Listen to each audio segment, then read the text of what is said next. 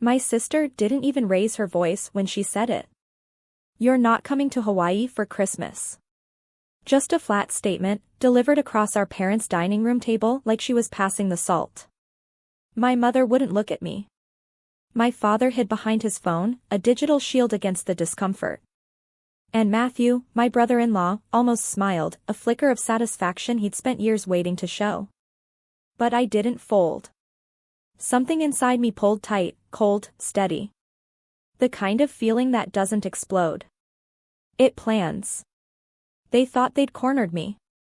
They had no idea that was the moment everything shifted. If you've ever felt erased by the people who are supposed to see you, let me know in the comments where you're watching from. That version of me, the one who would have cried, existed once. I'm not imagining it. I remember my older sister, Ashley, slipping her hand into mine every time we crossed a busy street, like she feared the world might swallow me whole if she let go. I remember us whispering in the kitchen at midnight, stealing cookies, laughing so hard we had to hide our faces in our sleeves. She used to say, "I'll always have your back." And I believed her, the way little sisters do, completely. But something changed when Matthew entered the picture. Matthew arrived with big ambition, bigger opinions, and a smile that always felt a few degrees too practiced. Ashley, a burgeoning influencer who curated her life for an audience, adored that shine in him. I learned slowly that every piece of attention she gave him was a piece taken from me. Not all at once. It happened inch by inch. Shorter calls. Visits cut early. Inside jokes that didn't include me anymore. A new rhythm in the family where I was always a half step behind, like someone had quietly turned the volume down on my existence. At first, I explained it away. Ashley was building a life. People grow up, stretch out, rearrange their priorities. I didn't want to seem needy or dramatic, so I stayed quiet. I'm an archivist. My whole life is about observing, cataloging, and understanding the story told by the things people leave behind. It's a quiet profession, and for a long time, I let that quietness define me. I filled the empty spaces with understanding. That's what you do when you love someone, right? You extend grace, even when it's not returned. But the gaps grew into something sharper. Family dinners where my mother called Ashley the successful one, right in front of me. My father shrugging off my ideas because Ashley already handled it. Holidays where I'd arrive and realize everyone else had been there for an hour, the real conversation already over. Little things, yes, but little things add up. They tell a story before you're ready to admit you're reading it. The signs were there long before Hawaii was even mentioned. A strange tension when I walked into a room. Matthew's smirk whenever a conversation shifted away from something he cared about. Ashley's way of tucking her phone under a napkin when I approached, like my presence was an interruption to her curated world. They even rebuilt the family group chat without me, as if I were a file too outdated to transfer. I tried to bring it up once, gently. Ashley just laughed it off. "You're overthinking again, Jess." Maybe she believed that. Maybe she needed to. But sitting at that table, the night she announced Hawaii, I realized something with a clarity that felt almost physical. This wasn't neglect or drifting apart. It was removal. Deliberate, measured, and strategic. And I wasn't overthinking any of it. I used to tell myself, families don't just carve someone out. There has to be a misunderstanding, something you can fix if you just stay patient enough. But the winter before the Hawaii incident proved me wrong in a way I still feel in my bones. It was at my parents' house during one of those holiday gatherings where the air smells like pine needles and old furniture. I'd stepped away to find an extra blanket, walking down the hallway lit only by the dim glow from the living room. That's when I heard Ashley's voice through a half-closed door, thin and clipped. "She's a liability," she whispered. I froze, my hand hovering over the linen closet doorknob. Matthew murmured back, his voice a low rumble of agreement. "She clings. Honestly, I think she wants us to feel bad taking trips without her. She's jealous." Then Ashley's laugh. Short, cruel. "She can barely keep her life together. I'm tired of propping her up. She doesn't need to come to Hawaii." She'll ruin the aesthetic. I can still feel my hand tightening on the doorknob I never turned. There's a kind of quiet that knocks the air out of you, not because it's loud, but because you suddenly realize you've been the punchline in a conversation you weren't supposed to hear. I didn't walk in. I just stepped back into the hallway, let the noise of the house swallow me, and carried that silence like something sharp I couldn't put down. After that night, the signs glowed. Invitations got lost. Ashley's updates about family plans became vague, like she was briefing a coworker she barely tolerated. When she did call, it always ended with something she needed. My name only came up when it was convenient for her. But the turning point wasn't the hallway. It came weeks later, in the form of an email. My phone buzzed while I was cataloging a collection of old city maps. The sender was my mother, but the message wasn't for me. Attached was a rental contract for a beachfront property in Hawaii, and a note addressed to Ashley, "Don't tell her. She'll just make it dramatic. We don't need her energy ruining things." I stared at it for a long time. Not because I didn't understand, but because I finally, brutally did. All the little cuts, the exclusions, the quiet evasions, they weren't symptoms of people drifting apart. They were a strategy. A coordinated one. And I'd been letting it happen out of love, or loyalty, or fear of being the one who made it dramatic. But the truth hit me with perfect clarity. I wasn't being dramatic. I was being erased. And then, as if the universe wanted to hand me one last piece of evidence, my phone rang. It was Ashley. Her voice was sickly sweet. "Hey, Jess. So, listen, super random, but Matthew's waiting on a client payment and we're a little short for this new camera lens he needs for the trip. Could you possibly loan us, like, $750? I'll pay you back, I swear." A loan. For a trip I wasn't invited on. For a camera that would document the memories they were making without me. It was the final straw. The audacity of it was so pure, so shameless, it didn't even hurt. It clarified. It focused everything. I held the phone to my ear, the silence stretching. And in that quiet, I made a decision. "No," I said, my voice even. "I can't." And I hung up before she could reply. My counteroffensive had just begun. Fueled by a cold, clear anger, I walked into my small apartment and saw it not as a home, but as a headquarters. This was my space, my territory, and for the first time, I was going to use it to fight back. I didn't cry. I didn't rage. I channeled my professional self, the archivist. My job is to find the truth buried under layers of paper, dust, and time.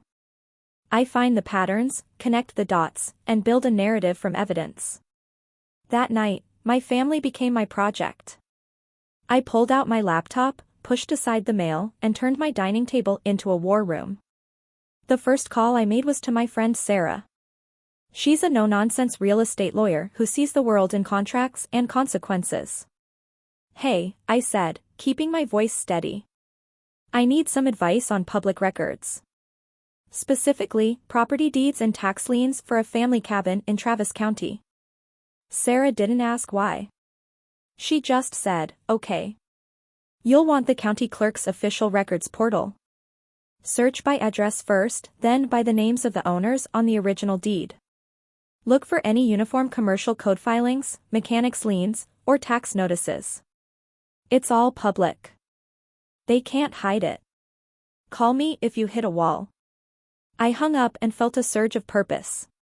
They had underestimated me my entire life, mistaking my quiet nature for weakness. They thought I was the emotional one, the liability. They never stopped to consider that the person who spends her days sifting through historical documents might be very, very good at finding things people want to keep hidden. My target was the hill country cabin on Lake Travis. Our grandparents left it to my parents, who had promised it to Ashley and Matthew after their wedding. But like so many things in my family, the promise was loud and the paperwork was silent. I started with the Travis County portal, just as Sarah said. I typed in the address. A digital file appeared. My breath caught.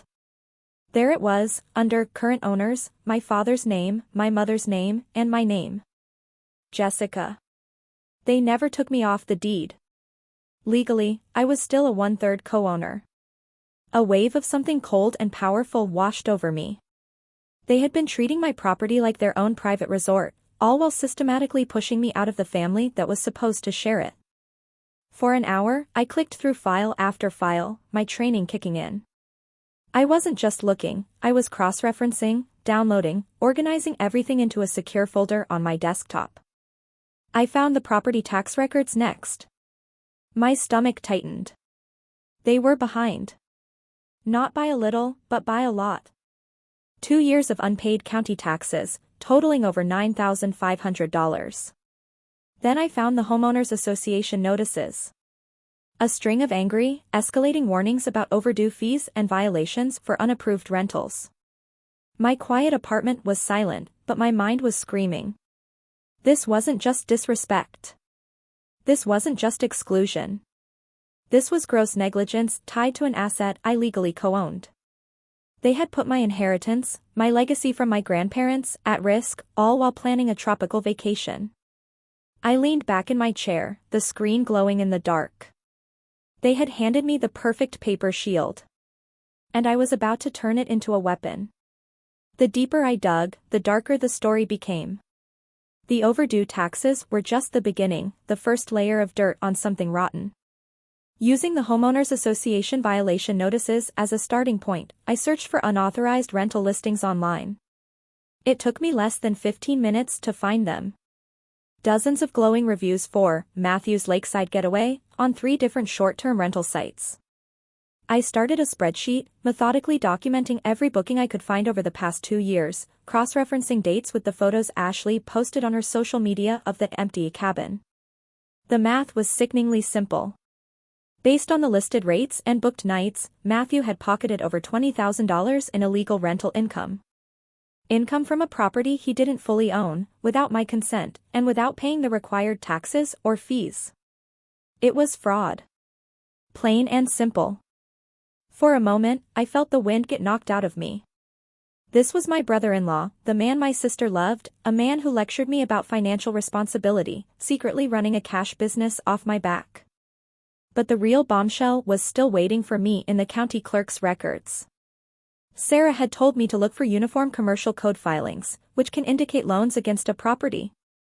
Tucked away, filed 18 months prior, was a lien from a private lender I'd never heard of. I clicked the link, and the scanned document loaded onto my screen. It was a second mortgage. A loan taken out against the cabin's equity for $70,000. My blood ran cold as I scrolled down to the signature lines. There was Matthew's arrogant scrawl. And right next to it, was mine. A clumsy, awkward forgery of my name. They hadn't just used my property. They had used my identity.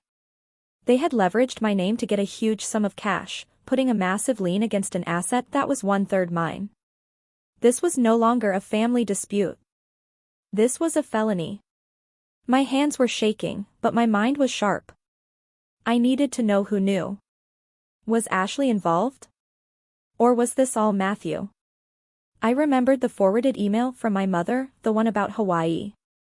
On a hunch, I went back to it, but this time I didn't just look at the message. I looked at the entire email chain she had accidentally included below it.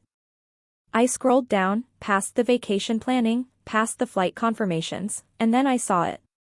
An email from my mother, Jennifer, to Matthew, dated just a few days after the $70,000 loan was finalized. It read, "Matthew, I know you're worried about Jess finding out about the loan, but don't be. She's so wrapped up in her little museum job, she never pays attention to these things. She won't cause trouble. We'll handle the deed transfer later when things settle down. This is for the best. It's for you and Ashley's future." I read it once. Then twice. The words blurred. This was the ultimate betrayal. My own mother. She hadn't just been a passive enabler, looking the other way. She was an active co-conspirator. She knew about the forgery. She knew about the fraud. And she encouraged it, all while reassuring the man who stole from me that I was too distracted and insignificant to ever notice. In that moment, any lingering thread of family loyalty I felt didn't just fray. It vaporized. There was no misunderstanding to fix. There was no relationship to salvage. There was only the cold, hard evidence on my screen and the reckoning that was about to come. I orchestrated the dinner like a final scene in a play. I chose my parents' house, the site of the original humiliation, because the setting itself was a character in this drama.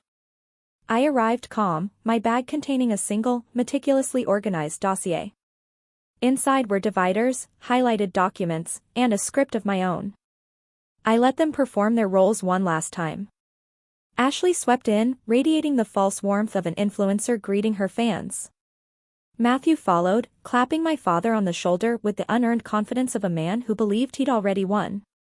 My mother bustled around the kitchen, her anxiety a frantic cloud, while my father retreated to his chair at the head of the table, his phone already in hand. For 20 minutes, I let the charade continue. The weather. Matthew's job. The unbearable lightness of their small talk. I ate my food slowly, observing, waiting. Then, my mother brought up Hawaii, her voice trembling slightly.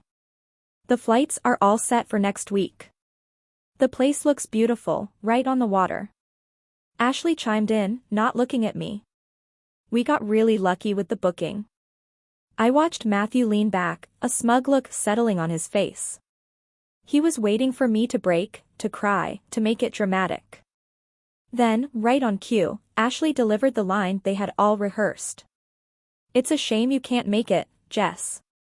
But it's already decided. The room went silent, a heavy, expectant quiet. This was my moment. I folded my hands on the table, let the silence stretch until even Matthew shifted uncomfortably. Then, I reached into my bag, pulled out my dossier, and placed it on the table with a soft, definitive thud. Before we talk about Hawaii, I said, my voice so calm it startled them, we need to talk about the Lake Travis cabin. Ashley's fork stopped halfway to her mouth. What about it? I pushed the folder toward the center of the table. Open it. A flicker of panic crossed Matthew's face. What is this? Documentation, I said. Property deeds. Tax records. And financial filings. My father put his phone down. My mother froze, her hand pressed to her chest. Ashley reluctantly flipped open the cover. Her practiced smile faltered. You're still on the deed, she said, her voice a thin whisper. Yes, I replied. 1/3 owner. Which means any rentals, renovations, or loans required my signature. I turned my gaze to Matthew. His face had gone pale. Rentals? The county records show over $20,000 in undeclared income tied to your name. All illegal, since I never authorized them. This is insane, Matthew stammered, his bravado crumbling. Oh, we're not at the insane part yet, I said, pulling out a second document. Let's talk about the $70,000 second mortgage you took out on the property 18 months ago. Ashley gasped, looking from me to her husband. What mortgage? I slid the paper across the table. This one. The one with my forged signature right here. Silence slammed into the room, absolute and suffocating. My father stared at the document, his face ashen. Matthew looked like he was about to be sick.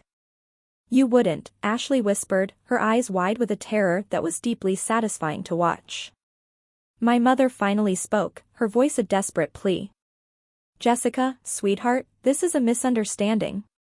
No, I said, my voice like ice. It's not. I pulled out the final document. The email printout. This is an email from you, Mom, to Matthew. Reassuring him that I was too distracted to notice the fraud you were both committing against me.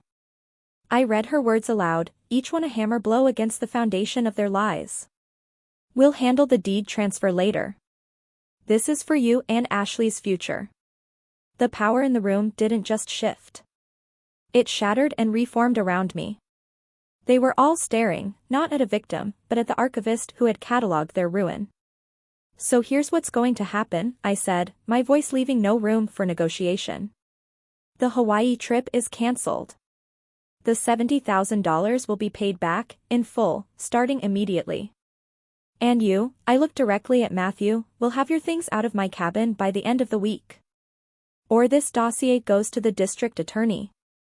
The aftermath was swift and silent.